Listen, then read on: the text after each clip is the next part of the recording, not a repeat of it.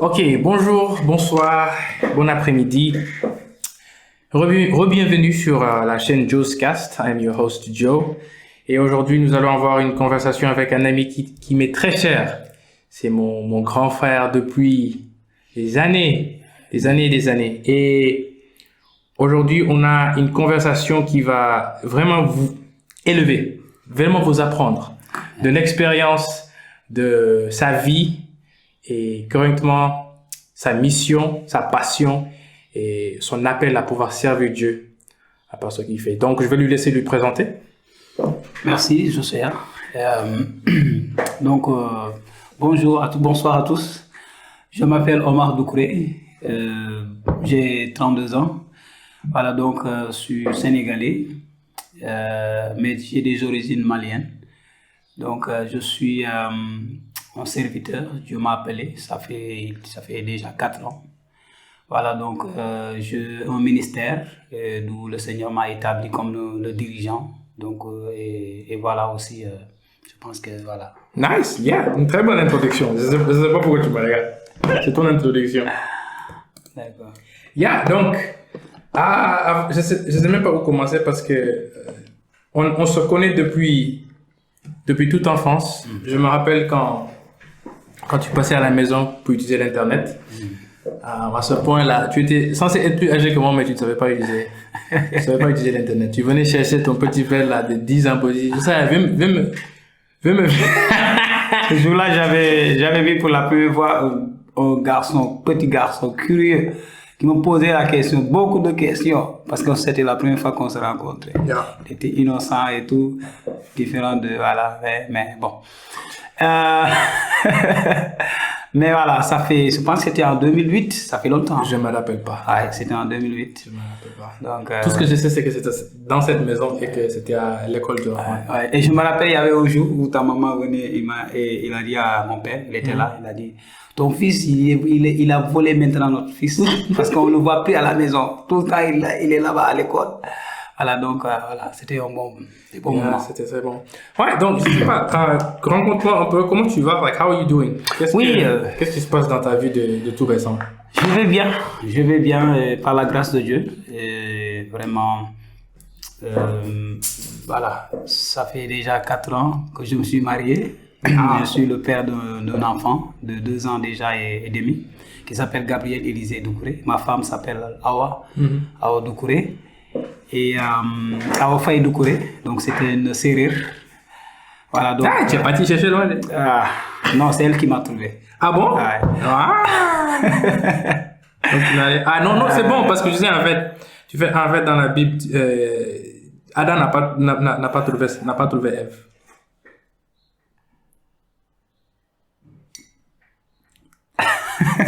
Et non, ok, je l'ai trouvé. D'accord.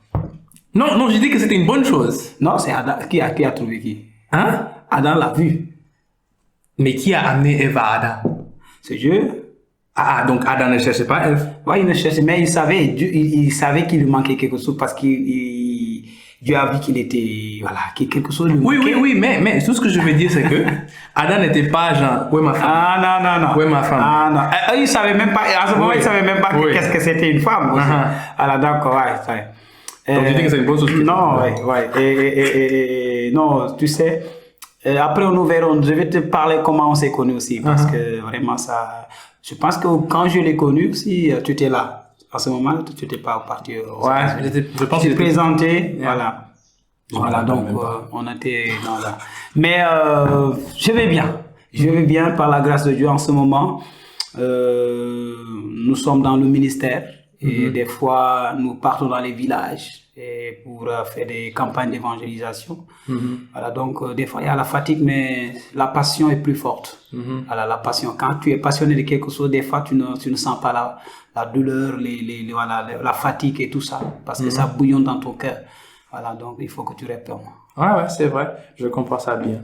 Alors, parle-moi un peu de la transition que tu as fait de l'université, le travail, et puis tu te dis, je vais faire la mission maintenant. Parce que tu avais, si je me rappelle bien, tu avais un projet, tu avais un but, tu as déjà fait ton stage à la partie, mais après, qu'est-ce qui s'est passé après là? Exactement, bonne question.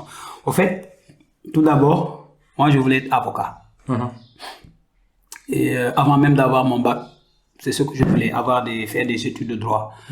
Voilà, donc j'ai eu mon bac et on m'a orienté à Bambey, là où je faisais ingénierie juridique. Donc c'était le droit, mais avec aussi les matières comme des modules comme le comptable et autres là. Voilà. Donc j'étais très enthousiasmé, très motivé et je suis parti. Donc j'étais pas totalement bien, mais j'étais bien. Mais ce qui était bizarre, les choses n'allaient pas comme je le voulais. Et parce que ce qui est bizarre, c'est que je suis allé jusqu'à là-bas, mais c'est comme s'il y avait ce feu qui n'était plus. Je ne sentais plus le désir de l'être. C'est comme tu l'as déjà, mais voilà, tu n'es plus passionné de droit. Voilà, donc je suis resté là-bas 1 an et j'ai toujours ce désir de revenir à Thiès. Parce qu'en ce moment aussi, quand même je partais à l'école, je trouvais un temps de servir, d'aller dans les, donc d'évangélisation. Mais j'avais toujours dans mon cœur de faire cela. Donc après, je suis venu à Thiès. Et je suis passé 1 année blanche, sans rien faire, ni aller à l'école, ni m'inscrire, ni rien faire. Et ça a été difficile pour moi, mais à ce moment-là, je travaillais dans un ministère. Donc cette année-là, je l'ai consacré au travail et je gagnais de l'argent. Mais j'avais toujours, en ce moment aussi, je n'avais pas reçu l'appel. Je sentais que Dieu, avait besoin de moi, mais c'est comme si je fuyais Dieu. Donc je suis revenu, je servais le Seigneur, mais mon objectif c'est de gagner de l'argent et de payer mes études aussi. Parce que maintenant c'est là où je me suis inscrit à ISM. Voilà, donc là-bas, je me suis inscrit là-bas. Et j'ai fait les 3 ans là-bas. Donc je travaillais en même temps, je payais mes études. Voilà, parce que je voulais en même temps servir le Seigneur, mais aussi être dans l'entrepreneuriat. Donc je voulais combiner les deux et tout. C'était mon objectif et tout. Et après, j'ai eu ma licence.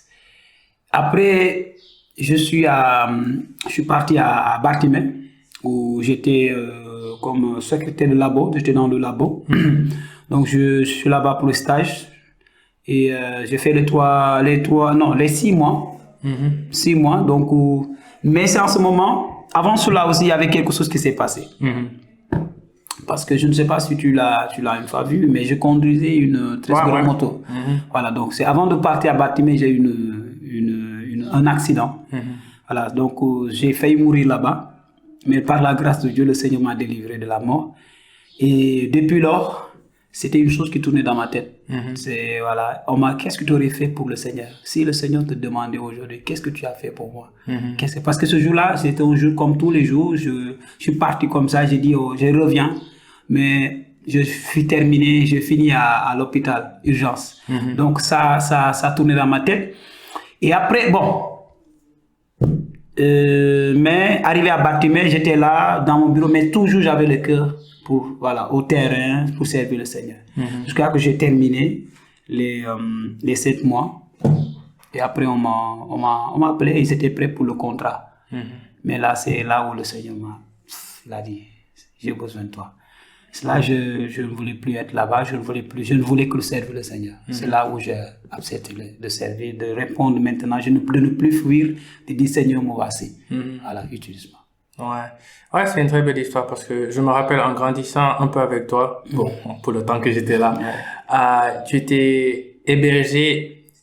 Aussi, tu peux aussi m'expliquer le système d'hébergement que tu mentionnes, parce que ça aussi c'était une mission, n'est-ce pas? Ça faisait partie d'une mission. Oui, c'est une mission là où même j'ai connu le Seigneur. Donc c'est un internat évangélique. Moi, je faisais partie de cet internat, comme des garçons de cet internat. Mais après, quand j'ai grandi là-bas, je connais comment et toutes les modalités, tout ça. Donc maintenant, je suis devenu leader, le responsable. Et donc, j'avais aussi d'autres garçons qui étaient sous ma responsabilité. Voilà, donc j'étais là-bas. Je travaillais là-bas comme leader. Mais en même temps, je pouvais étudier aussi. Je pouvais, le matin, je pars à l'école, à 16h, je reviens, voilà. C'est comme ça. Parce qu'eux-mêmes, ils partaient à l'école aussi. Nice. Ouais, non, c'est bon de voir que, je sais pas, ta base, ta fondation en Christ était entourée de servir des gens. Et je pense que c'est une grande, comment dire, pas une révélation, mais une grande penser en tant que chrétien de vouloir servir quelqu'un dans la mission. Donc, parle-moi un peu plus de ta mission. Comment ça marche? Qu'est-ce que tu fais? Et avec tous les villages là que tu pars, catastrophe. Oui, exactement. Ça, déjà, comme tu l'as dit, l'environnement a joué.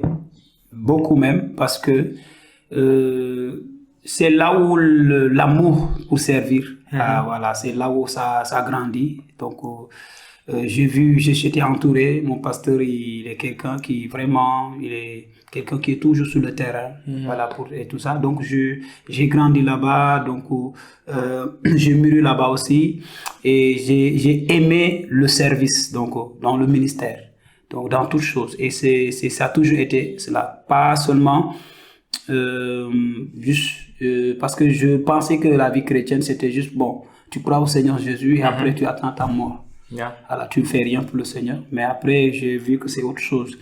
Et maintenant, le ministère que le Seigneur nous a confié, ma femme, parce que ce n'est plus moi seul, ce n'est pas moi seul.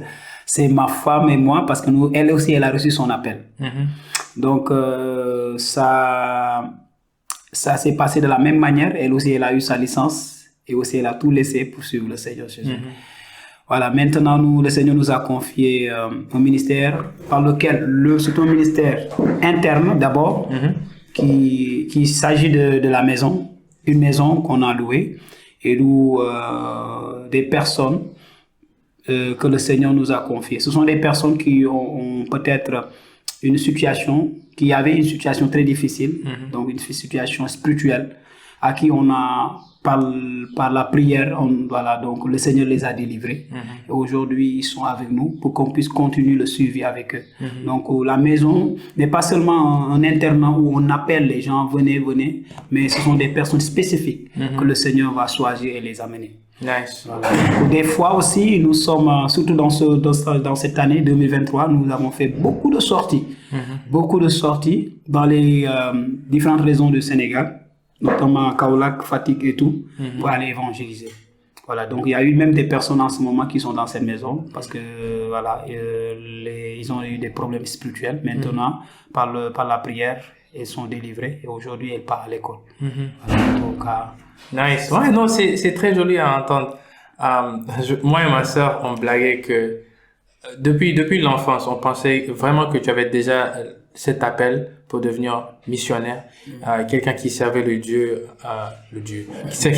quelqu'un qui servait Dieu à plein temps. Et on s'est toujours dit, si on avait la chance de supporter quelqu'un, on allait supporter Omar.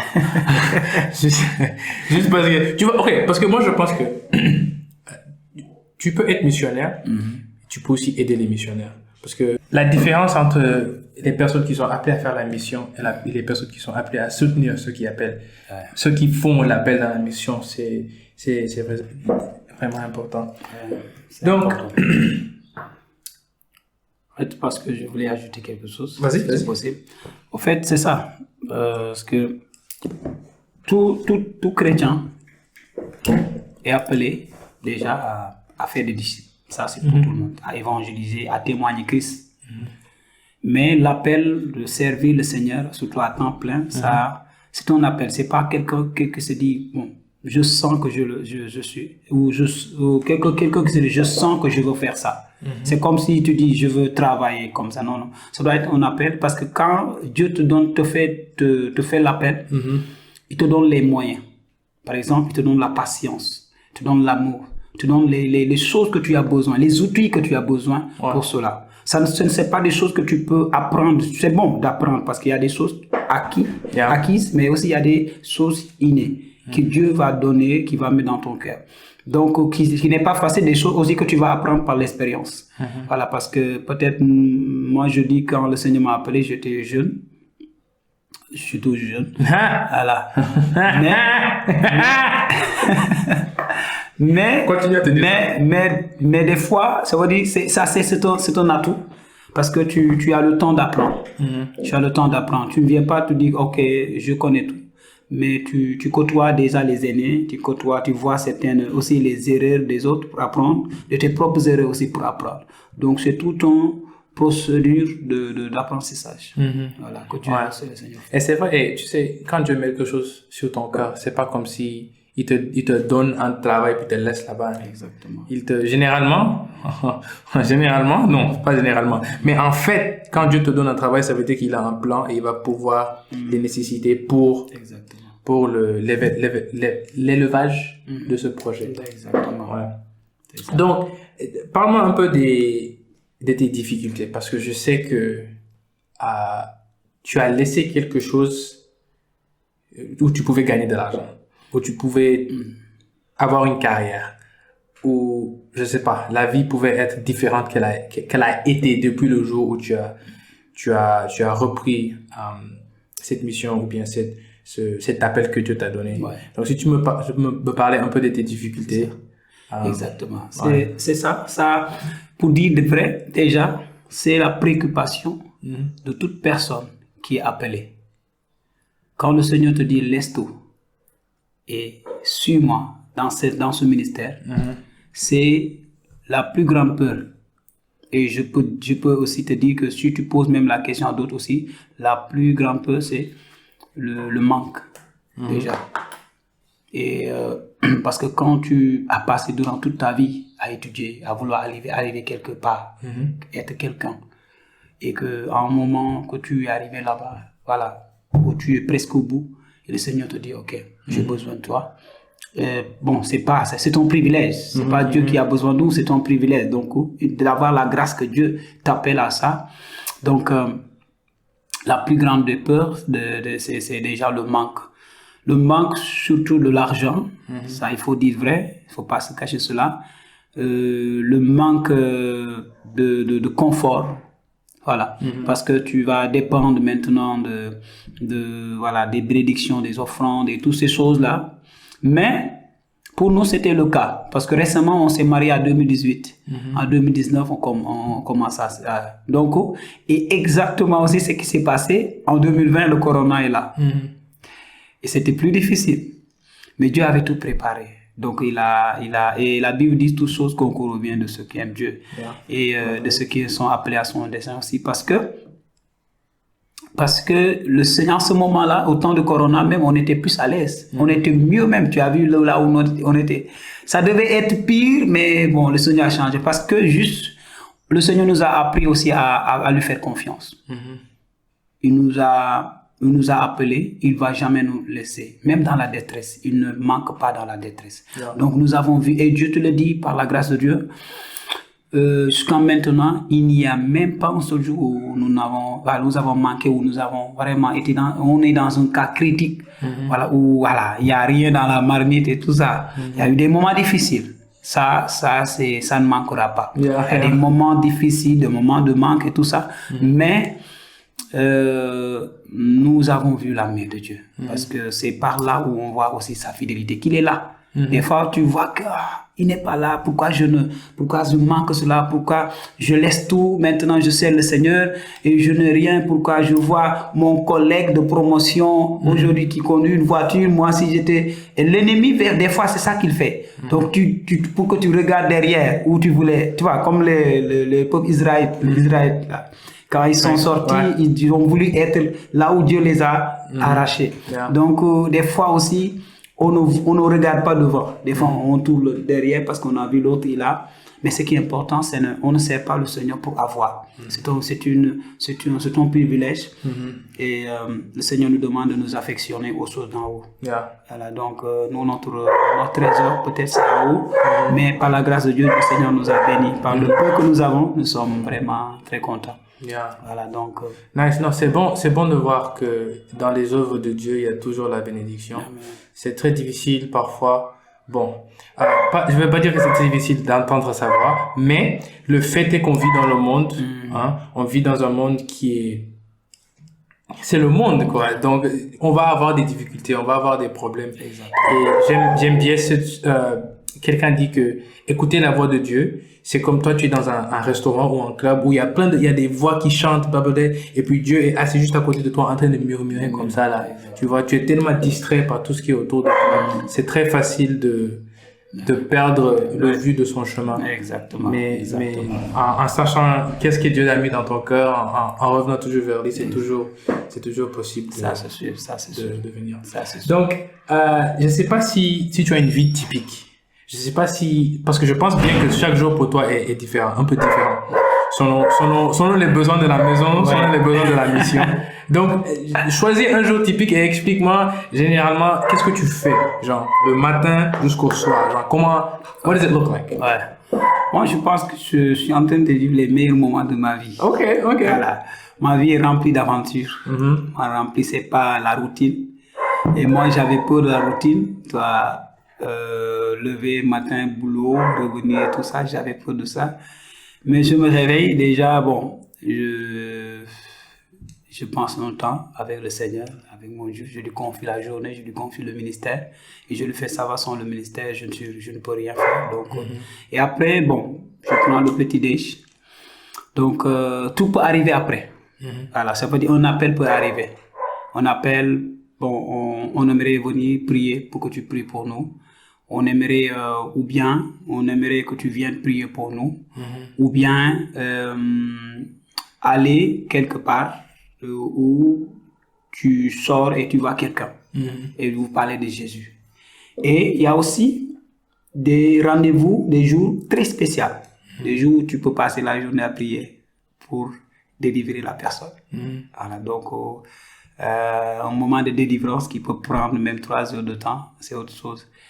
Et il y a aussi des temps où d'enseignement, ça veut dire tout le calendrier est rempli. Donc ce n'est pas chaque jour tu peux faire autre chose que de ce que tu n'as pas fait. Comme aujourd'hui. Alors aujourd'hui je suis là. Avant d'être là j'étais à Dakar.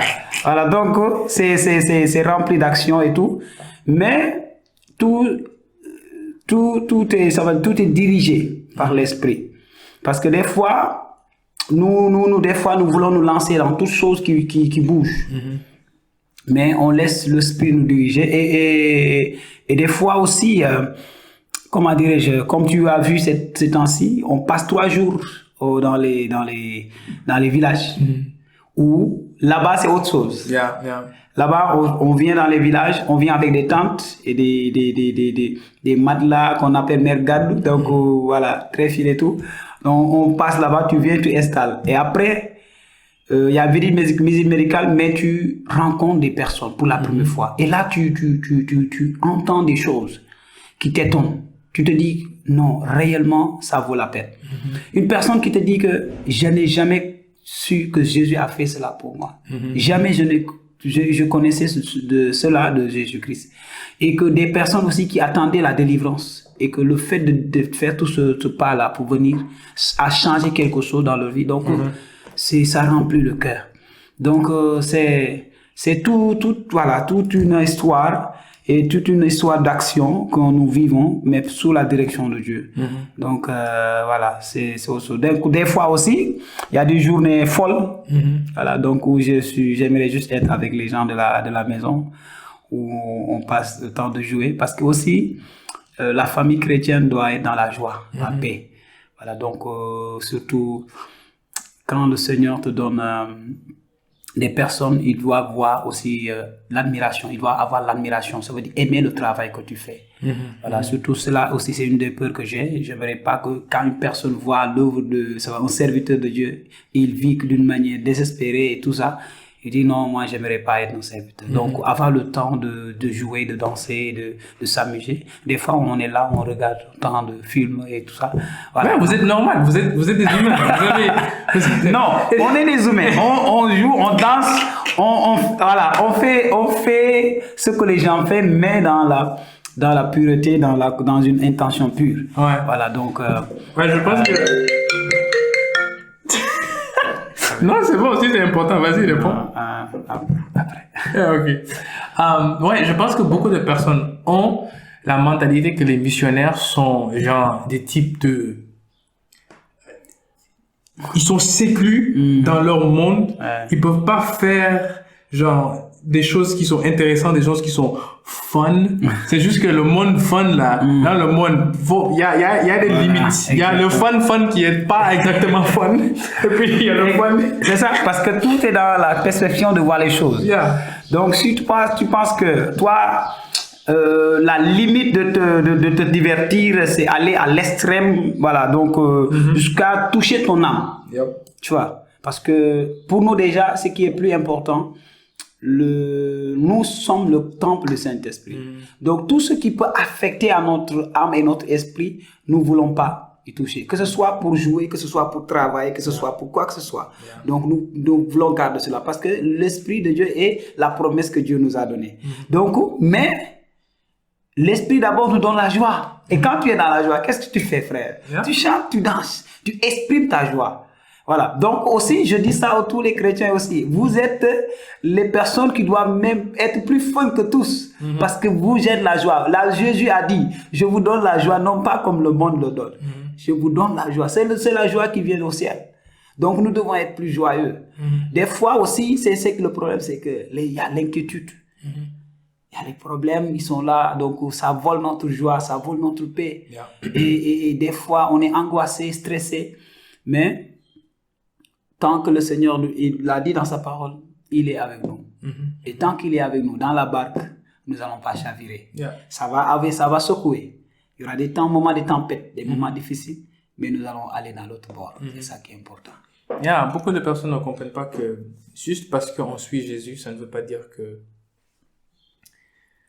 qu'on n'est pas humain, qu'on n'est pas normal, qu'on n'est pas... C'est vrai qu'on a une vie qui est mise à part. Quand tu vois des chrétiens, j'espère qu'ils ne sont pas les mêmes que tes amis de tous les jours. Parce que sinon là, il y a des autres questions qu'ils doivent te poser. Impacter surtout. Oui, impacter. Voilà, pour impacter, il faut montrer la différence. Mais je pense que la manière dont les missionnaires vivent leur vie est un témoignage. Et je pense que quand tu regardes ça dans des yeux en disant, mais les gars là sont bizarres, au lieu de regarder en disant que les gens là sont bizarres, pourquoi ils font pas ceci, pourquoi, demande la question, pourquoi ils le font. Peut-être la réponse là va te... Exactement. Récemment, on était dans un village, on était en train de louer le Seigneur, de taper et tout ça, tu sais, le rythme que les gens, ils n'ont que le tam-tam et tout ça, donc on dansait, les gens chantaient. Louer le Seigneur et tout le monde dansait, même il y avait un vieux qui se levait à danser. Et pour les autres, c'était, mais ils sont fous, regarde-les, qu'est-ce qu'ils font? Mais ils ne comprennent pas que c'est quelque chose qui est naturel en nous. Nous ne le faisons pas pour avoir du plaisir, mais parce que nous avons la joie. Voilà. Il y a des choses que tu fais pour avoir la joie, mais nous avons la joie que nous manifestons. Donc, les chrétiens sont des humains. Ils sourient, ils rient, ils s'amusent bien même, ils savent s'amuser. Voilà, donc s'amuser sans offenser Dieu, c'est ça que s'amuser. Mais s'amuser, s'offenser lui-même et s'offenser Dieu, parce que quand tu heurtes ton âme, tu t'offenses toi-même et tu offenses Dieu. Et là, toi, tu perds en réalité. C'est vrai. Ouais, mais je pense qu'il y a aussi beaucoup de gens qui ont peur de ça. Ils ont dit que je n'ai pas le droit de m'amuser parce que je suis chrétien. Exact. parce que le problème c'est que les gens pensent que la liberté, il faut connaître la définition de liberté. La liberté comme le monde le voit est différente de la liberté comme nous la voyons. Parce que la liberté, ce n'est pas le fait de vouloir, de faire tout ce que tu veux. Ouais, ça c'est... l'opposé. Bon, voilà. Vas-y. Au fait, parce que quand une chose te maîtrise, ça veut dire qu'il te manipule. Et que tu ne peux pas te détacher de ça. Tu n'es pas libre. Ouais. Tu vois? Je vais m'expliquer plus clairement. Quand quelqu'un, par exemple, qui est dans le monde des discothèques, des boîtes et tout ça, qui connaît tout ça, et l'alcool et tout ça. Mais à un moment, il veut changer. Mais il n'arrive pas à changer. C'est plus fort que lui. Chaque fois, il va dire que c'est la dernière fois que je vais aller à la boîte, je vais boire et tout ça. En réalité, il pense qu'il est libre, il a l'argent, il peut faire ça avec son argent, tout ce qu'il veut. Voilà, Dieu ne va pas le dire non. Voilà, donc sa vie l'appartient. Et il fait tout ça, mais en réalité, il ne peut pas se sortir. Il est dans une prison. Il est dans un cage et qu'il ne peut pas sortir de là. Tu vois? Mais la liberté, c'est quoi? Aujourd'hui, moi qui étais lié de ça, aujourd'hui, avant, si je pouvais, et si j'avais 10 000 francs ou de l'argent, rapidement, je suis tenté à aller boire ou faire du mal ou pécher. Mais maintenant, je suis libre qu'avec cet argent, je peux faire ce que je veux. Ça veut dire, je peux décider par moi-même de faire le bien. Tu vois, de faire le bien, mais pas forcément d'être manipulé pour faire le mal. Donc, beaucoup de personnes pensent qu'ils sont libres, mais en réalité, ils sont manipulés par le monde, par la chair et par l'ennemi, qui sont nos trois ennemis. C'est ça aussi, en fait, le voile que Satan met sur nos yeux. Exactement. Il pense que parce qu'on peut faire tout ce qu'on veut, qu'on est libre. Mais on ne sait pas que parfois ce que toi tu veux faire n'est pas bon pour toi. Exactement. Et quand quelqu'un te dit que ça c'est pas bon pour toi, tu regardes et tu te dis c'est vrai, c'est pas bon pour moi. Mais l'autre tu décides de changer, ça ne marche pas comme ça généralement. Ça prend du temps, ça prend le temps de la prière. Aussi la réalisation que ce que tu es en train de faire n'est pas bon. Et ce que quelqu'un avait dit que j'aime bien, la discipline. Quand tu te disciplines en voulant connaître Dieu. Oui, je ne veux pas dire discipline, genre tu te lèves le matin, tu lis la Bible, tu fermes, tu pardonnes. Non. Je parle d'une volonté d'avoir une relation personnelle avec le Seigneur. Tu es en train de chercher quelque chose. Parce que si tu lis la Bible en juste lisant la Bible, c'est des pratiques religieuses. Ouais, c'est des pratiques religieuses. Tu es en train de lire la Bible parce que tu as des questions. Et je suis sûr qu'il y a les réponses dans la Bible. Maintenant, quand tu trouves ces réponses-là, et tu te dis, waouh, je ne savais pas que, tu vois, cette Bible avait les réponses. Maintenant, la formation, là, commence un peu à changer. Tu commences à te dire, ok, je ne vais pas faire ça parce que je sais que, à la fin, ça me vaut rien. Et ça me vaut quelque chose. Et je pense que pour trouver cette limite, pour chaque personne, c'est différent. C'est différent. Aujourd'hui, beaucoup, par exemple, pensent que, par exemple, un enfant, imagine-toi un enfant comme tu l'as dit, tu lui prives des choses. Cet enfant pense que toi, tu l'aimes pas. Peut-être il peut dire que tu veux pas qu'il se réjouisse, qu'il s'épanouisse. Donc, il va penser que tu veux lui priver de sa liberté. Mais cet enfant, en réalité, ne sait pas que toi, par ton expérience, par ton ancienneté, tu es plus grand que lui, que ça, c'est pas bon pour lui. Et Dieu qui est omniscient, omnipotent, qui sait ce qui vient demain, qui sait que là où la porte où nous entrons, ou la vie que nous menons va nous amener à la destruction. Donc, il sait cela. Donc, vaut mieux nous soumettre à sa volonté parce que des fois, les gens pensent que Dieu nous dit, si vous passez par là, pas par là, je vais vous prendre, je vais vous donner en enfer, je vais vous retirer, Non, c'est pas ça. Dieu, il est là pour nous sauver. Ça veut dire que nous sommes en train déjà condamnés pour rentrer dans son trou. Et Dieu nous dit, je viens pour vous dire, je vous sauve. Et donc, quand nous venons quand Dieu vient pour nous sauver, maintenant, nous voulons lui dire, laisse notre main, nous voulons faire ce que nous voulons. Alors que là où nous allons, ça nous amène à la mort spirituelle. Et c'est malheureux. Ouais, c'est vrai. Et je pense que il y a un niveau où les gens doivent comprendre que les missionnaires sont pas lifeguards, comment dire, sont pas des sapeurs-pompiers. Ah, ok. Ça, oui. Tu vois, ça ne veut pas dire qu'un missionnaire va venir dans ta vie une fois, va venir prêcher chez toi, va venir faire danser tout le monde une fois, et puis il va continuer au prochain village, que ça veut dire que tu es sauvé. C'est une grande chose. Parfois les gens se disent que, mais le missionnaire là, il est venu chez moi, il a fait ceci, il a fait cela, mais je suis toujours là où je suis. Non, il a fait son travail. Exactement. Il a fait sa part. Il a fait sa part. Mais le reste, le reste, la découverte de la foi en Christ est une aventure personnelle. Exactement. Tu n'es pas venu à la foi parce qu'on t'a dit, viens à la foi. Non. Exactement. En tout cas, j'espère. Non, bien sûr. Tu sais, hier, je regardais un passage dans Romains 2, 13, qui dit que ce ne sont pas ceux qui écoutent la parole de Dieu qui sont justes, mais ceux qui pratiquent la parole qui sont justifiés. Qu'est-ce que cela veut dire? Ça veut dire, aujourd'hui, tu peux même, là, c'était encore notre contexte, mais je veux dire juste, aujourd'hui, tu peux même parler de quelqu'un de Jésus-Christ. Tu as fait ta part parce que Jésus t'a dit juste allez, annonce la bonne nouvelle. Aujourd'hui, tu peux aller venir exhorter un frère. Tu dis que frère, allez debout, laisse le péché. Et tu as fait ta part. Mais maintenant, la personne a écouté. Jésus a aussi dit, voici, je me tiens, je frappe à la porte. Ça veut dire il a frappé. Le fait de frapper à la porte, ça veut dire tu as entendu la voix de Dieu. Donc tu as entendu la voix de Dieu au travers d'un missionnaire, un frère, ou quelqu'un. Il t'a parlé.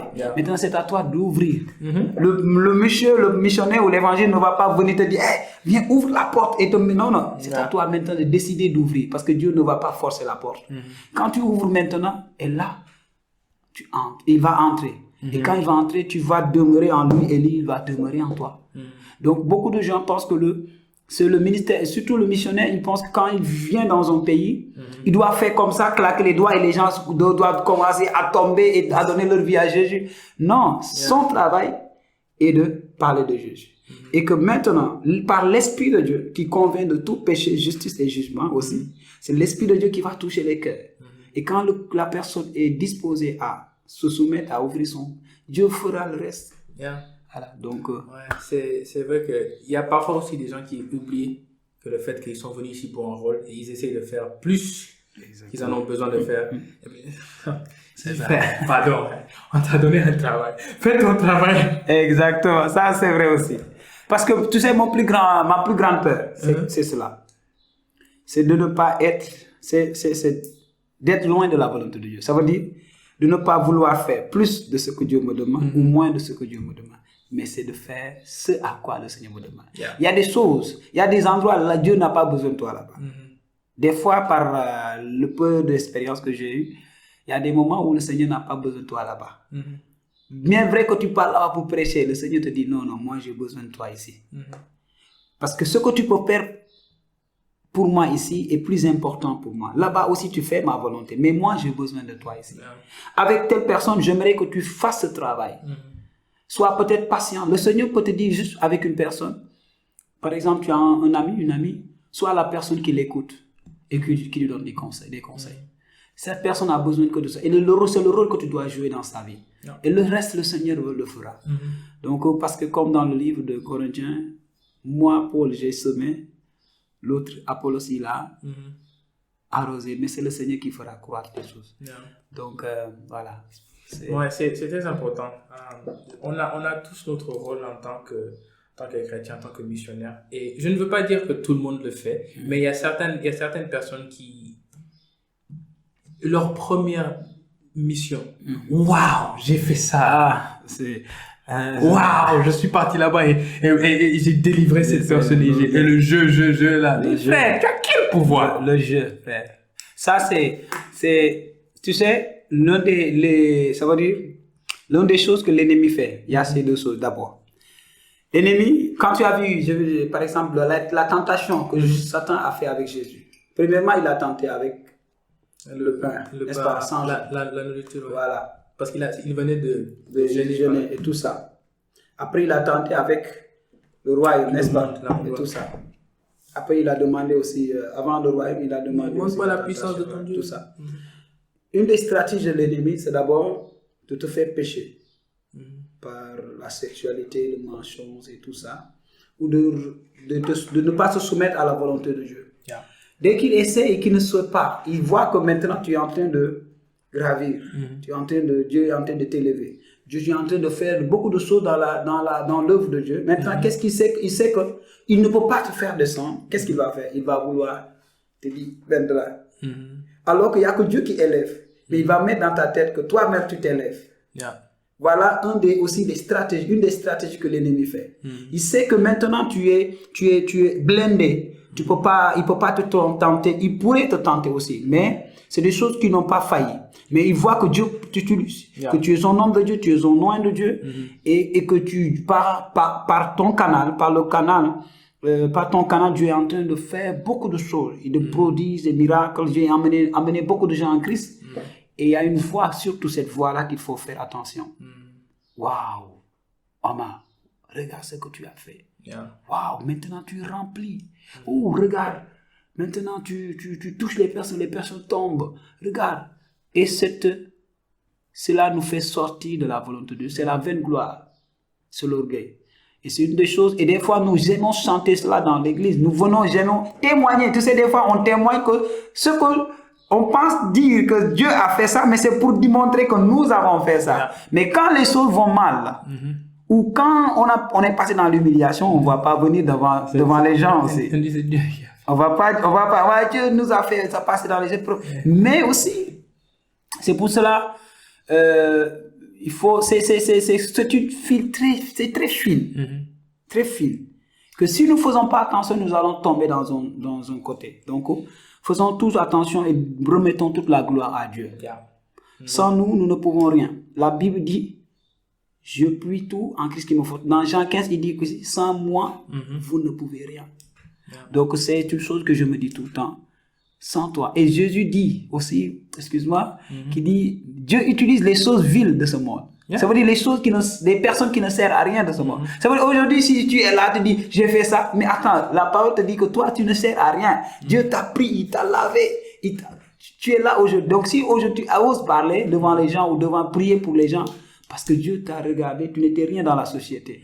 Tu ne signifiais rien dans la société. Et Dieu t'a aujourd'hui choisi. Ouais, ça me rappelle de Salomon un peu. Il avait tout. Il avait toute la sagesse, il avait toutes les richesses du monde, il avait tout ce que tu pourrais pouvoir avoir dans le monde, il avait. Voilà, dans le livre d'Ézéchiel, qu'est-ce qu'il a dit? Tout est inutile. Vanité, tout est vanité. Tout est vanité. Un homme qui parle de ça, imagine-toi, un homme qui avait tout, il avait de l'argent, il avait la sagesse. Il avait aussi beaucoup de femmes, de concubines. Il avait tout. Il avait tout. Genre tout. Mais à un moment, il sait que tout est vanité. Donc, Dieu est tout. Dieu est tout. Dieu est tout. Il doit être le premier. C'est ce qui m'a fait lire. Je ne sais pas si c'est dans le verset 8, où même Dieu a dit que, comme toi tu viens de dire là, toi, Dieu qui t'a pris, qui t'a lavé là-bas, là, que tu n'as même pas donné ta vie à Christ. Tout ce que tu as là, c'est inutile. C'est tellement inutile que Dieu va prendre ça et va donner ça à sa créature, aux missionnaires, si tu veux, pour les utiliser eux-mêmes avec tes talents. C'est comme ça que les choses sont inutiles. Tu penses que tu es en train de cultiver quelque chose qui va live forever. Mais en réalité, non. Ça va finir quand toi aussi tu vas finir. Exactement. Et Dieu, tu sais, Dieu n'a besoin de personne. Personne n'est indispensable aussi de Dieu. Dieu qui soit avec toi ou sans toi, il fera ce qu'il fera. Voilà. Des fois, à un moment, on pense que Dieu a besoin de nous. Ça, c'est aussi dehors des pièces dans le ministère.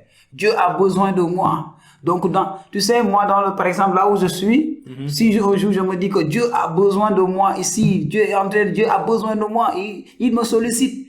Tu sais ce que Dieu peut faire? Il peut faire en sorte que je quitte ce quartier et il va susciter un autre serviteur. Il peut susciter un autre serviteur là-bas et faire des choses au-delà. Parce que c'est lui qui fait les choses. Ce n'est pas nous. Donc, des fois aussi, et c'est pour cela, une des choses que Dieu, des fois, nous prépare. Avant de manifester sa gloire pleinement dans nos vies. Parce que Dieu ne veut pas nous perdre. Parce qu'aujourd'hui, il se dit que si je fais cela avec Omar, l'orgueil peut venir dans son cœur. Donc, je préfère qu'il soit à ce niveau que de lui donner cela et que l'orgueil l'emporte et qu'il se perd à jamais. Donc, il y a des choses qui sont bloquées eux-mêmes. Ce n'est pas Dieu qui ne veut pas les donner, mais c'est eux-mêmes qui se bloquent. Il y a quelque chose qui est dans leur vie qui ne veut pas sortir. Il ne veut pas se débarrasser de cela.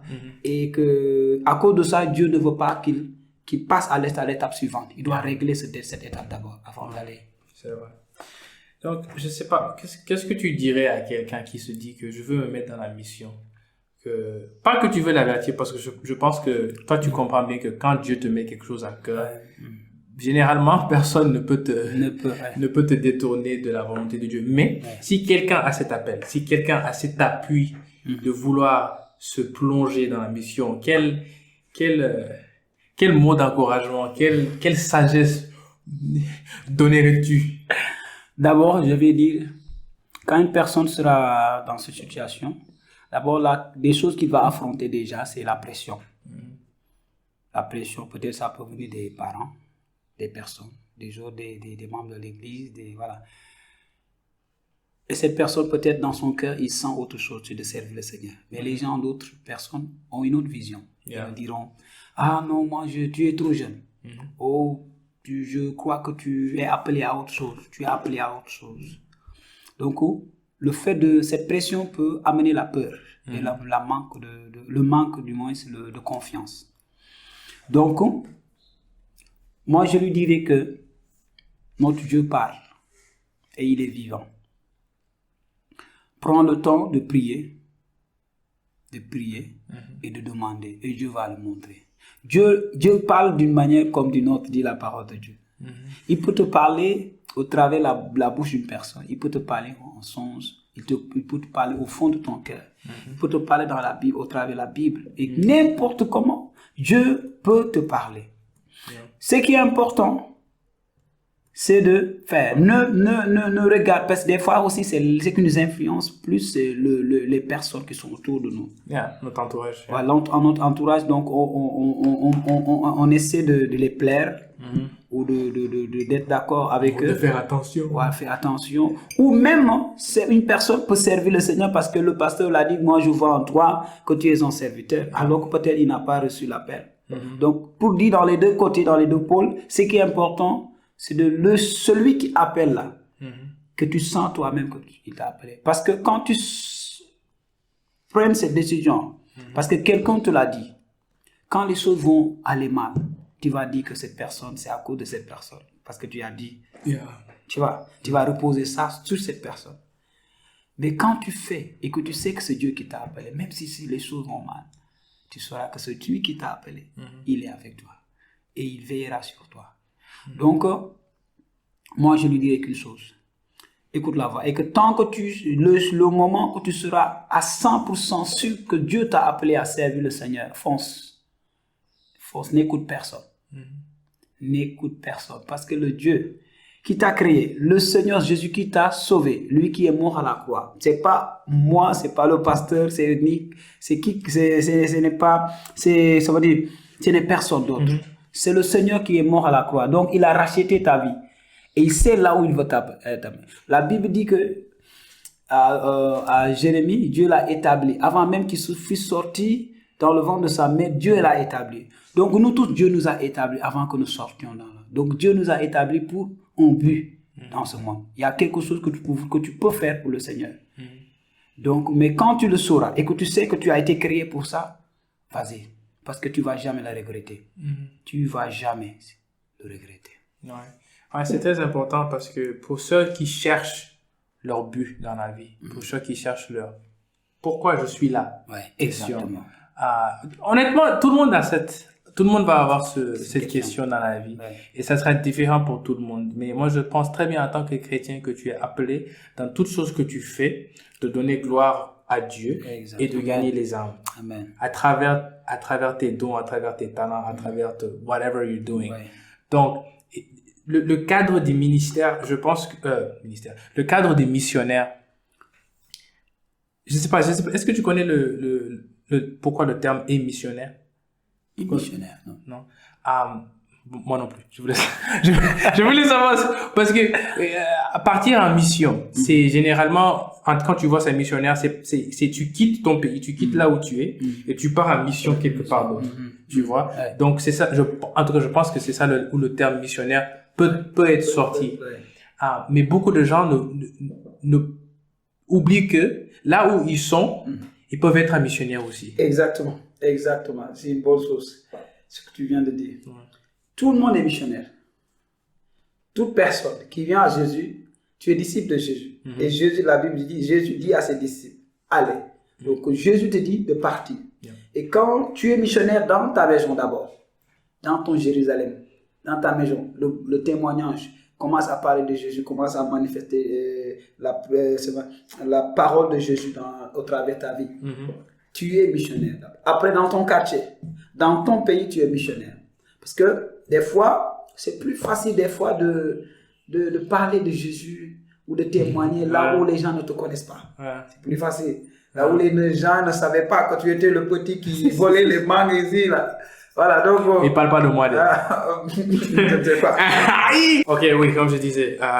Ouais, c'est pas moi qui volais les mangues. Voilà, donc... Des fois c'est plus facile. Mais Dieu, tu sais, avec l'homme démoniaque qui était dans le livre de Marc 5, cet homme qui avait les démons, quand le Seigneur l'a libéré, qu'est-ce que Jésus l'a dit? Va chez toi. Il voulait suivre Jésus, mais Jésus l'a dit, va chez toi et raconte ce que le Seigneur a fait pour toi. Donc, évangéliser aussi, c'est raconter ce que Jésus a fait pour toi, mais à ces personnes qui connaissaient ton ancienne vie. Voilà. Donc, ça c'est important aussi. Ouais, je pense qu'il y a, il y a un niveau de glorification qu'on se donne pour être missionnaire, à ne pas être un missionnaire, mais il y a aussi un niveau de sagesse. Parce que mes parents, par exemple, pour moi, ce sont les personnes qui m'ont appris le plus à propos de la mission, ce que ça veut dire le sacrifice, ce que ça veut dire euh, suivre la volonté du Seigneur, ce que ça veut dire avoir confiance en Dieu en toutes circonstances, ce que ça veut dire vivre la foi. Parce que la Bible dit que tu avais dit ça déjà, la foi sans action est morte. Est morte. Et moi, j'ai appris à un très jeune âge que, à un moment donné, je vais devoir arrêter de vivre la foi de mes parents.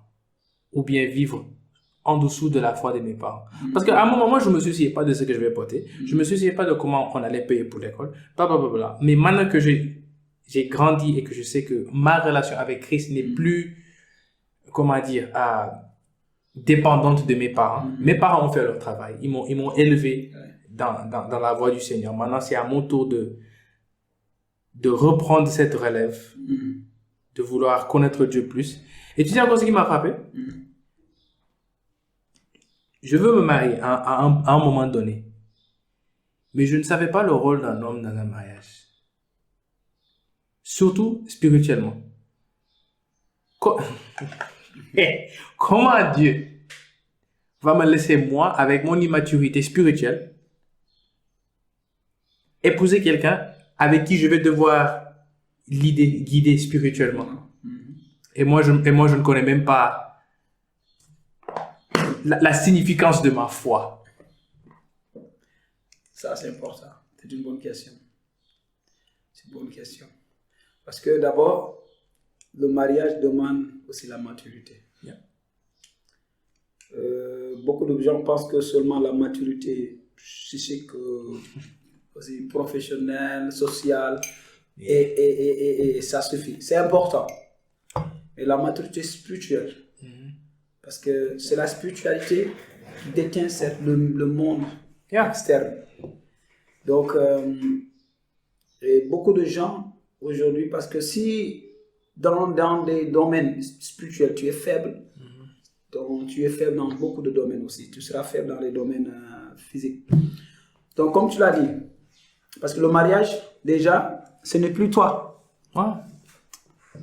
Et surtout pour l'homme, déjà lui, il prend soin de lui, il essaie de s'en sortir, de se gérer lui-même, de se discipliner lui-même. Et après, voilà une autre personne. Et après aussi les enfants. Voilà. Donc, et aussi, surtout frère, quand tu es père et ou mari, quand tu manques, par exemple, quand ça ne va pas, par exemple, les enfants vont dire, papa, j'ai besoin de ça. La femme va dire, ok, moi aussi j'ai besoin de ça. Tout le monde vient à toi. Mais toi, quand tu manques, tu vas vers où? À qui tu te reposes? Parce que eux, ils ont dit, par exemple, on a dit, moi, mon père va m'acheter ça. Moi, je ne me soucie pas, je vais aller à l'école. Yeah. Mais toi, quand ça ne va pas, quand tu es dans cette disette-là où tu ne sais pas quoi faire, où tu en manques, tu vas où? Donc, tu dois avoir cette maturité de dire, je mets ma confiance à l'Éternel. Je prends le temps de demander. Et je sais que Jéhovah Jireh, il va pouvoir. Et quand les gens vont dire, mais ta femme va te demander, mais qu'est-ce qu'on va faire pour la fête de tel, qu'est-ce qu'on va... Ah, tu dis, comment sera ta réaction? Parce que ta réaction va influencer la famille. Quand tu es là, à dire, oh, je ne sais pas comment faire, tu es en panique, tu es en train d'amener la panique, la peur dans le cœur. Et que là, tu les enseignes de ne pas avoir foi en Dieu.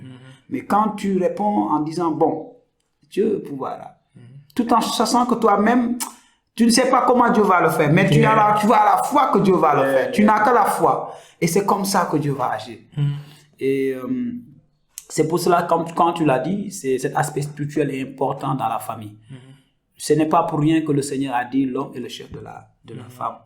Et donc, quand tu deviens le chef de la femme, tu es responsable. Tu es responsable. Et tu dois montrer cela. Dans n'importe quelle situation, même s'il y a des problèmes, tu dois savoir les gérer spirituellement. Spirituellement, ça ne veut pas dire toujours aller prier, mais laisser le Saint-Esprit te diriger. Parce que des fois, des situations peuvent passer. La chair peut t'amener. Tu es en colère. Tu réponds par la colère. Tu agis par la colère. C'est la chair. Mais quand tu laisses l'esprit te dire, calme, tranquille. Souris. Et tu souris. réponds. Je dis, cet esprit, comment je peux répondre? Dis-lui, ok, excuse-toi, je m'excuse. Donc, ce sont des choses vraiment que le Seigneur nous apprend. Ouais, et c'est pas quelque chose qui est très répandu. Surtout de nos jours, là, où tu entends le rôle de l'homme. C'est quoi son rôle dans la maison? Beaucoup de personnes te disent, c'est celui qui amène l'argent à la maison. C'est celui qui m'achète tout ce que j'ai besoin. C'est celui qui me protège quand j'en ai besoin. Oui, mais non. Ça fait partie, mais le rôle de l'homme est beaucoup plus important qu'on en pense. Et tellement so que les gens vont prendre ça et te dire que l'homme est la seule autorité dans la maison. Il dit que femme, tu dois écouter ton mari. Ouais. Tatati, tatata. Femme, tu dois tatati. Et puis les gens prennent même le verset de la Bible là, qui dit que... Par exemple, le verset que je viens de dire, ce n'est pas un verset machiste. Ce n'est pas tu vois, voilà, non. Ça n'a rien à voir. D'abord, c'est une chose que Dieu a établie, parce que Dieu est un Dieu d'ordre. Il sait ce qu'il a donné à la femme, et il sait ce qu'il a donné à l'homme. Et comme il l'a fait, et nous avons vu que, par exemple, l'homme ne sait pas cuisiner. Bon, comme garder les enfants, cuisiner et tout ça, c'est pas une chose naturelle chez l'homme. Donc, l'homme est amené dans son domaine, et la femme est amenée dans ce domaine-là. Donc, mais cela ne veut pas dire autant aussi que l'homme doit imposer. Parce que nous devons savoir que quand Dieu était en train de dire cela, d'établir cela, c'était le résultat du péché. Au commencement, avant le péché, est-ce que Dieu avait dit, l'homme tu es ça, la femme tu es ça. Mais parce que le péché est entré, donc il y a déséquilibre dans le monde, et Dieu a voulu déjà équilibrer les choses. Maintenant, Dieu ne demande pas à l'homme d'imposer et de dire, et de l'imposer par force ou de le démontrer par la violence. Et tout ça, mais par l'amour. Protéger la femme. Protéger la femme. Dieu, il est plus fort, il est notre chef. Parce que Dieu est le chef de toutes choses. Mais comment est-ce que Dieu nous impose? Est-ce que Dieu nous force? Est-ce que Dieu agit par violence? Non, mais Dieu, par son amour, nous amène à l'aimer plus. Alors, bon, à l'aimer, pas plus qu'il nous aime, mais à l'aimer de retour. Donc, quand l'homme a compris cela aussi, parce que là-bas, il dit que l'homme aimait aux femmes. Et femmes, soumettez-vous à votre mari. Donc, quand un homme comprend ce verset et l'agit comme Dieu l'a agi envers nous, la femme aussi va l'aimer comme l'Église a aimé Christ. Ouais. C'est le truc de prendre un verset sans contexte là. Arrêtez ça. Non. C'est pas la peine. Non. C'est pas la peine. Tu es en train de tondre le mot de Dieu. C'est comme dire... c'est comme, je vais te dire ça. Ça, c'est une des choses que les gens jouent même. Les gens s'amusent à ça. Et c'est pas bon. Et il y a des gens qui sont doués à prendre des versets hors de leur contexte. Et c'est quand tu fais ça, par exemple, quand une femme dit à son mari, je suis enceinte. Là-bas, le mari va être joyeux. Mais quand une femme dit à son compagnon, je suis enceinte, c'est pas la joie. C'est pas la joie. Il dit, quoi? Comment? Exact. Parce que les contextes sont différents. Donc, c'est la même chose aussi. Ça veut dire, elle a utilisé la même phrase, mais dans un contexte différent. Donc, qu'est-ce que je veux dire par là? Ça veut dire que si des gens même utilisent la Bible comme pour défendre leurs propres intérêts ou défendre leur propre opinion, la Bible n'est pas là pour défendre notre opinion. La Bible est là pour nous enseigner la volonté de Dieu. Donc, des gens, déjà, il y a des personnes qui se font des idées et qui veulent chercher que la Bible vienne prouver cela. Non. C'est à toi de venir te soumettre à la Bible et que tu laisses la Bible te dire, ça, c'est pas bon, c'est ça. Et que toi, tu te soumets à la volonté de Dieu. Ouais. Donc, si quelqu'un te donne un verset en te disant que, non, tu peux pas faire ça parce que la Bible... Demande la personne de partir lire la Bible en tout son contexte d'abord. Le chapitre même. Ouais. Mais non, en parlant des responsabilités et des rôles de l'homme et la femme, comment est le dynamique qui doit être ta femme? Parce que tu as dit que ta femme aussi a été appelée. Et j'aimerais bien savoir comment ça marche. Surtout affaires personnelles, parce que oui, c'est vrai, vous êtes appelé à la mission, mais vous êtes aussi des humains, vous avez aussi des choses que vous voulez faire. Je ne sais pas s'ils sont toujours en collaboration avec ce que vous voulez faire, mais vous avez... Exactement. D'abord, elle est pas seulement ma femme, elle est mon partenaire. Ça veut dire tout ce qui concerne le ministère, elle est au courant. Donc, c'est à elle que je confie même, bon, c'est un peu indiscret, mais je vais dire, c'est même l'argent, c'est elle qui gère. Voilà.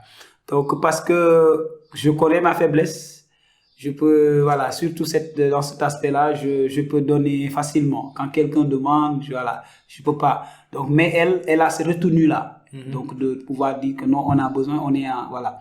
Donc, elle m'aide. Parce que l'appel, ce n'est pas moi seulement, après elle me suit. Non, on va ensemble. On prend des décisions ensemble. Ça veut dire que s'il y a une décision à prendre, on s'appelle, on s'assoit, on prie ensemble, on dit, ok, je parle des fois, Dieu fait que nous avons même déjà les mêmes idées. Voilà, déjà, nous pensons la même chose. Des fois aussi, elle pense autre chose. Moi, donc, celui qui peut-être a bien expliqué, et puis on sent que voilà, c'est la vérité, c'est ce qu'il faut faire, on le fait. Donc, qu'est-ce que je veux dire par là? Des fois, on pense que les femmes sont douées seulement quand elles sont à la cuisine, qu'elles nous préparent des bons repas.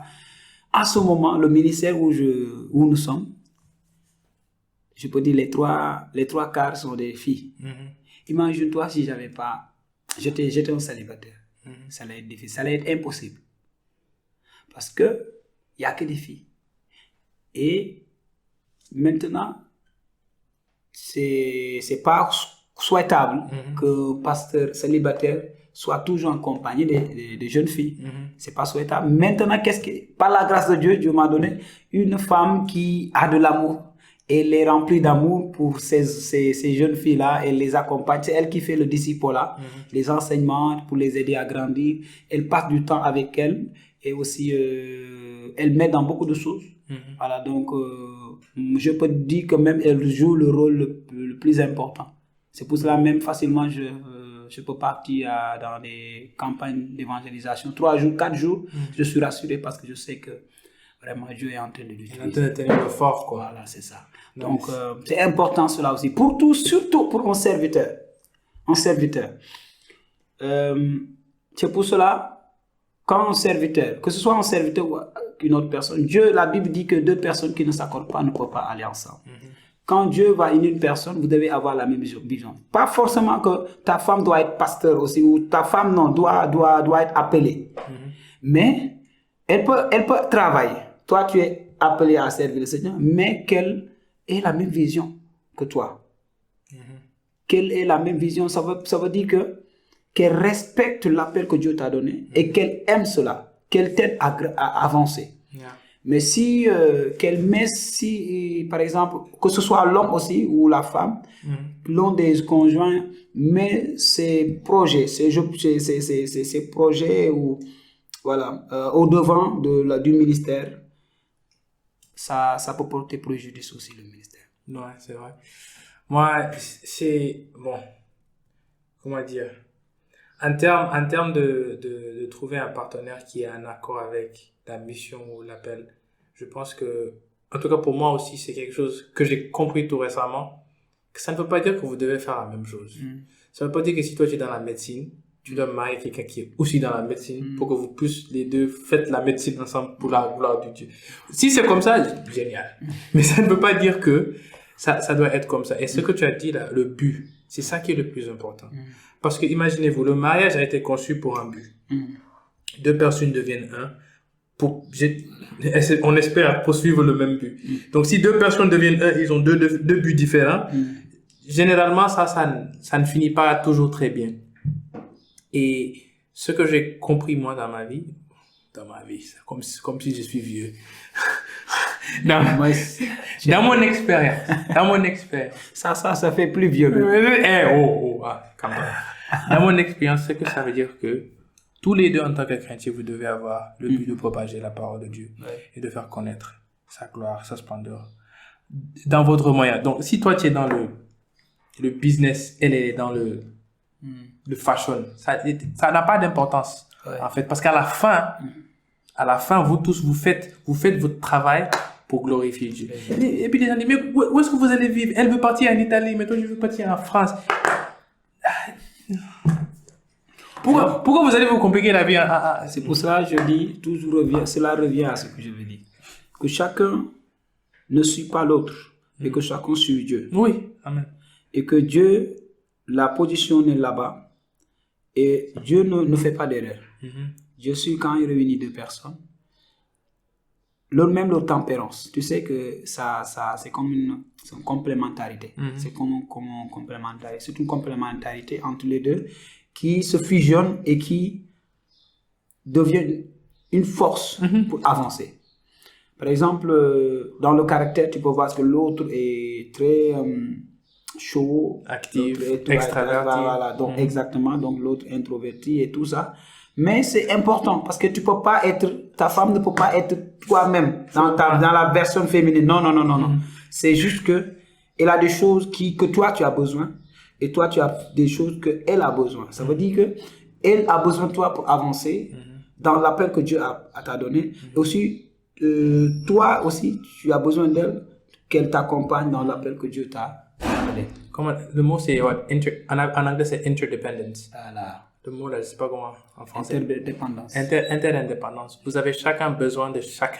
Exactement. Pour pouvoir élever vos besoins. Exact. Parce que là-bas, le risque, c'est que quelqu'un se croit que c'est lui qui a reçu l'appel. Ou que quelqu'un se croit que c'est lui qui fait fonctionner les choses, qu'il est le moteur. Yeah. Et là, l'autre se voit, il est là, il ne sert à rien. C'est juste qu'il est juste un meuble positionné ou une figure, juste, tu vois, figuration. Yeah. Alors que là, ça peut après amener des problèmes.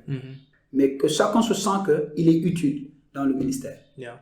Parce qu'aujourd'hui, je t'appelle, viens travailler, je t'amène dans une entreprise, je te laisse comme ça.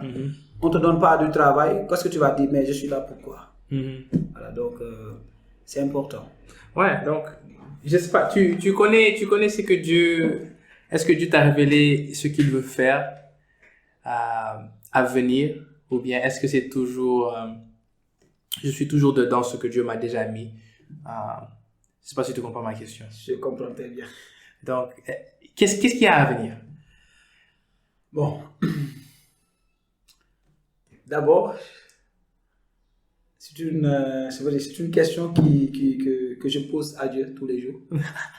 Je veux dire, qu'est-ce que tu attends de moi? Je veux dire, il met encore des choses dans mon cœur à faire. Et je le fais. Et chaque fois, je lui demande encore, qu'est-ce que tu attends de moi?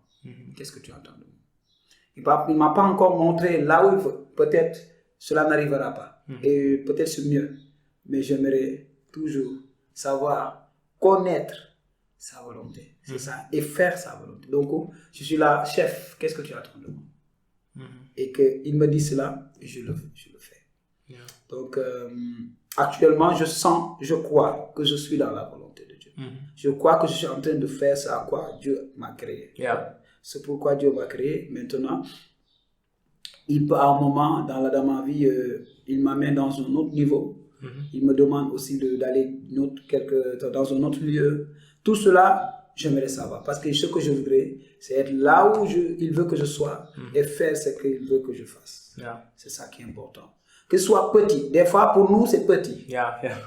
Tu vois, par exemple, être connu par tous, là, tu penses que tu es en train de faire de grandes choses.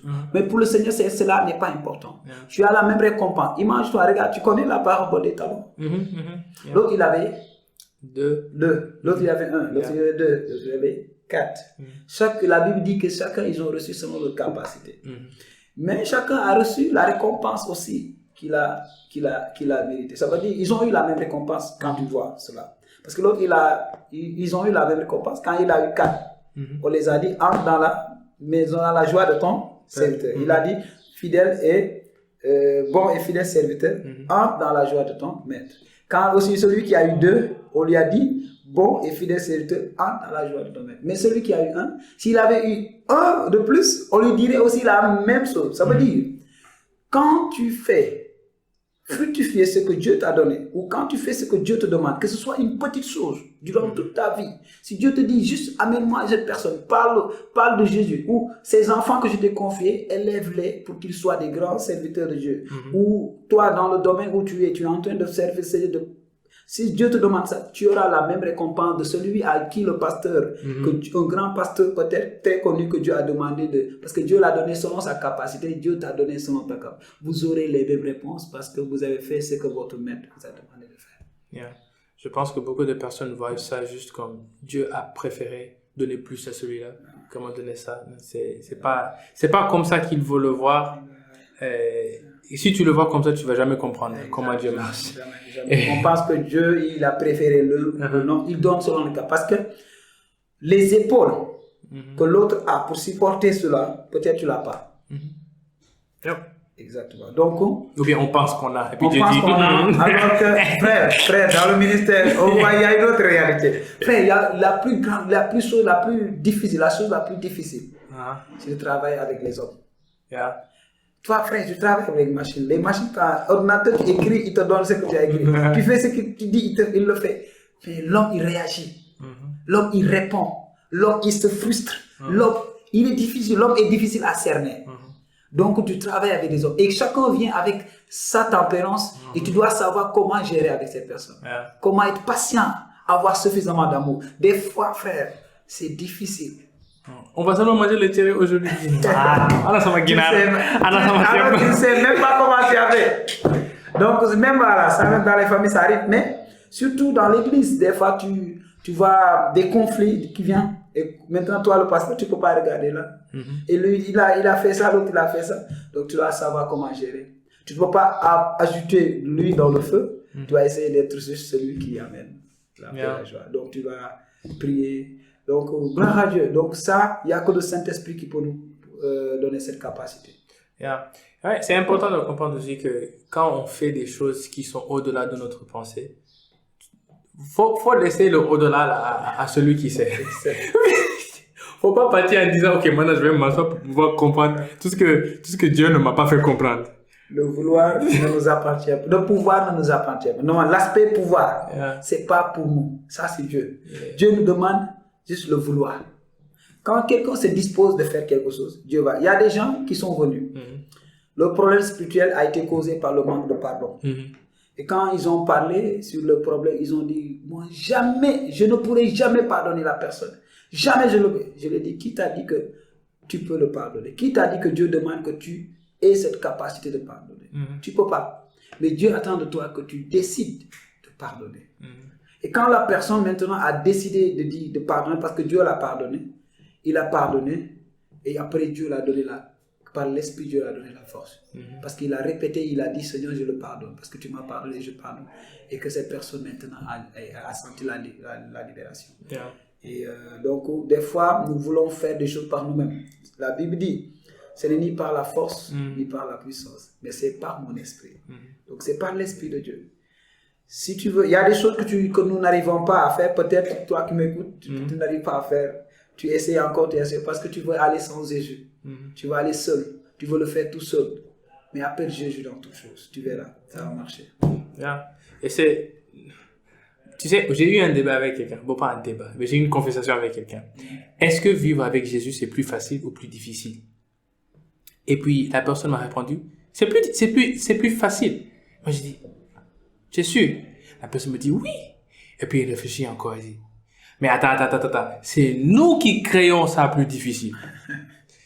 La vie avec Jésus est censée être plus facile parce que sa parole est claire. Il y a pas, comment dire, il y a pas gauche ou droite ou milieu ou en arrière. Il y a juste devant ou arrière. Tu vois? Et puis, quand tu as cette mentalité que tu ne peux rien faire sans la volonté de Dieu, quand tu acceptes ce qu'il a pour toi, ça devient facile. Ça devient facile. Donc oui, la vie avec Christ est facile, mais ça devient difficile lors de tes expériences. Tes décisions vont choisir si ça va devenir difficile ou pas. Mais aussi, il faut comprendre que on vit quelque part où Dieu n'est pas. Donc, il va toujours avoir des problèmes, il va toujours avoir des difficultés qu'on va devoir surmonter. Mais Dieu nous dit que il nous a pas abandonnés. He hasn't forgotten us, he hasn't forsaken us. Qu'il est toujours là avec nous. Et quand on tourne vers lui, là, nos problèmes, c'est juste des trucs de la vie. Non, c'est ça. Et des fois, le problème, c'est que nous voulons tout comprendre avant de faire confiance à Dieu. Yeah. Des fois, si je te dis, Joe, viens, on va partir à Dakar. Tu vas vouloir savoir d'abord pourquoi je pars à Dakar, pourquoi je vais t'accompagner, qu'est-ce que tu vas faire et tout ça. Tu vois? Mais là, tu ne sais pas. Viens, on va aller à la banque. Tu vas dire, est-ce que tu vas aller à la banque pour faire comment on dit braquage, comment on dit en anglais? Old what? Braquage en anglais. Braquage. Braquage, aller voler l'argent. Oh, like robbery? Oui, la banque. Yeah, robbing a bank. Voilà, donc tu ne sais même pas parce que tu peux t'inquiéter que je pars pour faire ces choses. Mais avec Dieu, c'est différent. Dieu ne nous demande pas de comprendre les choses. D'abord, il nous demande juste de le faire confiance, d'avoir la foi. Il y a des choses que tu ne vas jamais comprendre avant d'avoir d'abord donné la foi, de manifester la foi. Et là, tu vas comprendre. Donc, des fois, nous devons être comme de l'argile entre les mains du potier. L'argile, quand il est sec, déjà, est-ce qu'il peut être maintenant modelé? Quand il est sec, non. Des fois, nous sommes durs comme entre les mains de Dieu. Donc, Dieu veut nous donner une forme, on est déjà sec, mais on doit être comme, nous laisser modeler, donc être souple, tu vois, entre les mains de Dieu. Donc, et quand on est souple, ça devient facile. Dieu va nous donner la forme. Et que la forme que Dieu voudrait nous donner, c'est la forme idéale. C'est pour ça, des fois, Dieu, pour tuer certaines choses en nous, comportements en nous, il nous fait passer par des moments difficiles. Par exemple, quelqu'un qui est colérique. Il est colérique. Dieu dit que ton problème est la colère. Il va vouloir amener, pour détacher de ça de toi, il va t'amener dans une situation où tu vas te lutter contre ça. À un moment, tu vas te mettre en colère avec Dieu. Non, tu ne sais pas que tu es en train de travailler avec ta colère. Mais quand tu décides maintenant de dire que c'est ça mon problème, parce qu'il y a une chose, ça c'est dans le débat, avant de vouloir que cela sorte de toi, il faut reconnaître que ça c'est en toi. Il y a des gens qui ne croient jamais que c'est eux, le problème c'est eux des fois. Ça aussi c'est notre débat. Mais voilà, c'est vrai ce que tu dis. J'ai lu quelque chose qui a dit que quand je demande la force au Seigneur, il me donne des difficultés à surmonter. Quand je demande la sagesse au Seigneur, il me donne des choses qui me rendent plus sage. Exactement. Donc, et puis, c'est pas dans la forme qu'on veut. Nous, on pense que c'est juste clic comme ça, puis ça télécharge dans notre cerveau. On grandit les muscles. C'est l'épreuve, dans les épreuves. C'est les épreuves qui te rendent plus mature. Par exemple, moi, le Josiah que je connaissais quand il était, voilà, c'est différent de ce Josiah que j'ai maintenant. Voilà, je vois qu'il est mature parce qu'avant il disait des choses, je ne peux pas répéter. Je peux dire la même chose de lui. Je peux dire la même chose de toi. Frère, quand il cherchait une femme. Frère, ok, on va couper ça, on va couper, ok. Mais gloire à Dieu. Donc, mais par la grâce de Dieu, tu as vu, la maturité, c'est pas quelque chose c'est pas de l'eau fraîche, c'est comme de l'eau chaude qu'il faut boire, mais avec peine. Ça veut dire, c'est difficile, parce que quand tu ne passes pas dans les difficultés, tu n'apprendras jamais. Quand tu ne passes pas dans les épreuves, tu ne vas jamais apprendre. Et que Dieu, des fois, sait que la seule leçon qu'il peut nous faire apprendre, c'est les difficultés. La discipline. Voilà. Donc, des fois, nous devons aimer aussi l'adversité. Nous ne devons pas avoir peur de l'adversité. Parce que c'est dans l'adversité que Dieu peut montrer sa fidélité. Imagine-toi si, qu'est-ce que je veux dire, si Bartimée, il n'était pas aveugle, est-ce que ce miracle allait se passer? Si Lazare n'était pas mort, c'était l'adversité, c'était la mort, la maladie. Est-ce que la résurrection de Lazare allait passer? Donc, des fois, avant de louer, avant de chanter, avant de publier la main de Dieu dans nos vies, des fois, il faut savoir aussi accepter les épreuves que Dieu va laisser passer. Yeah, c'est vrai. Donc, parlons un peu du petit. Oui, il a, je sais pas si... Attends, ça c'est récent ou c'est... Non, ça, c'est avant. Ouais, je voulais dire, ça c'était quand moi je venais chez vous là. C'est ça. Là, il a grossi maintenant. Non, il a grandi. Il a perdu du Il poids. a grandi ou il a grossi? Non, il a grandi, il a perdu du poids. Ça nous arrive nous tous. Quand on est bébé, on est comme ça, hein? Tout gros, tout mignon et tout. Donc, parle-moi un peu de l'élevage de ton... L'élevage. C'est pas le mot? Non, Raising. Ça, c'est les animaux qu'on dit élevage. Ok, en anglais, it's raising. En français, c'est quoi? La croissance, on peut dire la croissance ou l'éducation. D'accord, l'éducation.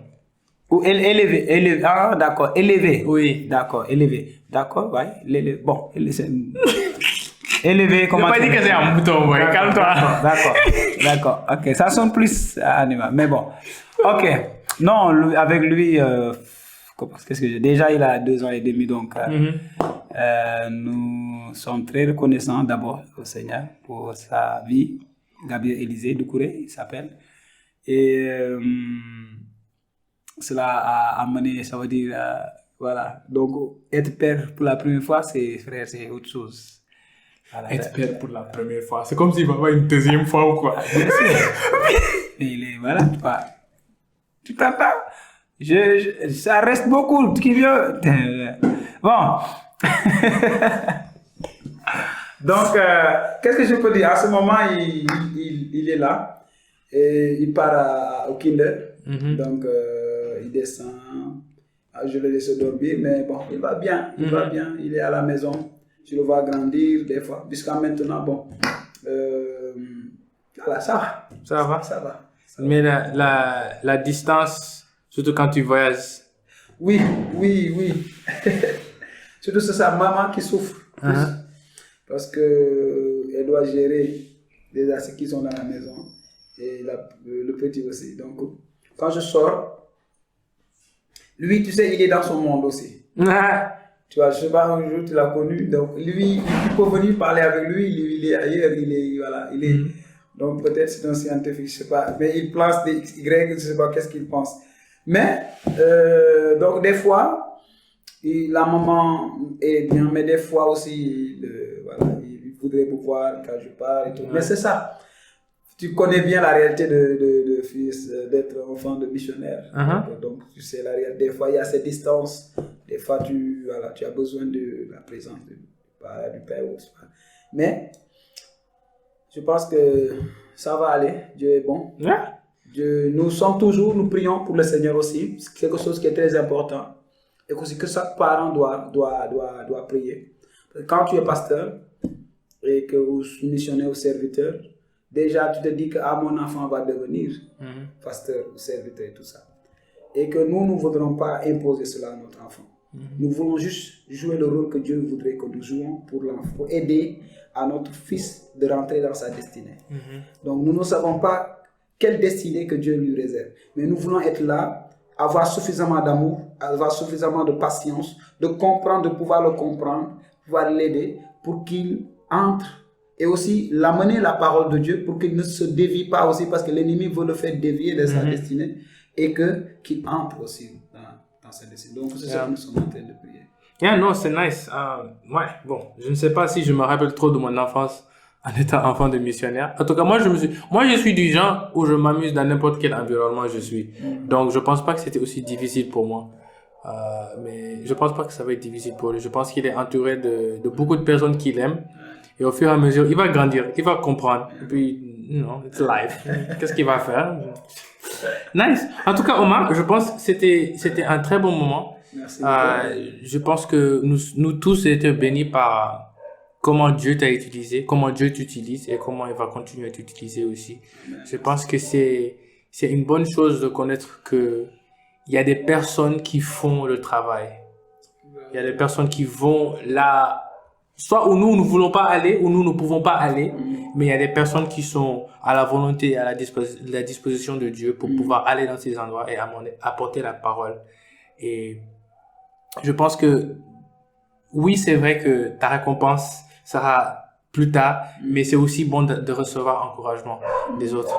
À savoir que vous n'êtes pas seul dans la prière, vous n'êtes pas seul dans le soutien, et que nous savons aussi le travail que vous faites. Et nous savons que c'est pas pour votre gloire, toi et ta femme, mais c'est pour la gloire de Dieu qui est encore plus important.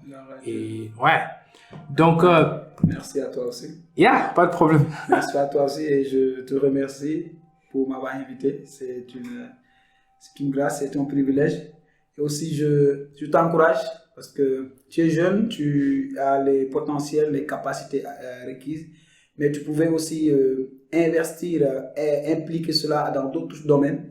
Voilà, donc, comme tout le monde le fait, toutes les personnes que je connais sur le net, tout ça. Mais tu as préféré le faire aussi, ouvrir les portes, surtout aux hommes de Dieu, à l'œuvre de Dieu. Et cela, c'est comme une fenêtre aussi que tu ouvres pour que les personnes aussi puissent voir donc l'œuvre au Sénégal, les ouvriers au Sénégal et dans le monde entier.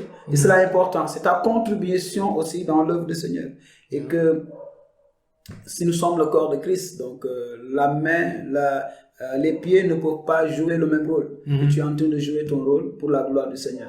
Et je te remercie, je t'encourage et vraiment aussi tu as besoin de prière et que voilà, et beaucoup de flow aussi. Voilà, pour encourager l'œuvre aussi. Voilà, sois béni. Nice. Donc, j'ai cette tradition de laisser l'invité choisir le thumbnail, donc la photo qui va être sur la vidéo. Ah, d'accord. Donc, bon, il n'y a pas beaucoup d'options. Il y a des classiques. On fait ting avec les tasses, mais j'ai déjà fait ça avec 2 personnes. Où il y a là où juste on regarde, mais ça c'est pas intéressant. Moi et mon frère, on a fait comme si on se baladait comme ça. Je sais pas. I don't know. D'accord. Tu as une idée? Je suis en train de taper dans ta croissance creative. Non, ouais, ici, il n'y a rien. Ici, il y a beaucoup. Et moi, je parle. Ah, d'accord. Regarde-moi la gars qui parle des cheveux. Non. Tu parlais de quoi donc? Je parlais de la creativity. La créativité. Ah, d'accord.